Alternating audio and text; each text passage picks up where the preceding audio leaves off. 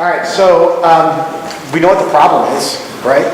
That families are kind of suffering as individuals, and because of that, they're making economic decisions and emotional decisions and structured decisions that are disruptive to their families and kind of erodes the base that we need to actually hold on to most desperately. And I also want to point out before I keep going on with this, that there are people in the room who have been actively defending keeping families together and making sure that they're economically healthy and that they have a voice in every aspect of their lives. I have Maureen Martin from the Rhode Island AFL-CIO Sector Treasurer, who I'm so honored that she's here. We have Ann Quinterno from the United Way. We have Paul McDonald from the Central Labor Council, President of the Central Labor Council. And also a man who's been a mentor to me for a very, very long time, somebody I really, really value. So that's kind of the nutshell, right? That we pay into a program because right now the impact is really kind of screwing us up a little bit.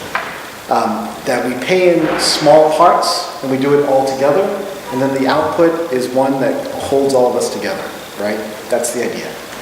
The other part of that is that we want to make sure that our informal networks of care are preserved in this, because too often the decisions that we end up making end up disrupting what our neighbors are able to provide, what our families or friends or people further afield can do, and we want to make sure Rhode Care can knit that together. So it's a structure for both formal care, where professional providers, but also informal care.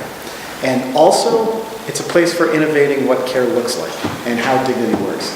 And because of that, like right now we're in kind of a stratified, rigid structure of caring for our elders and for our littlest ones.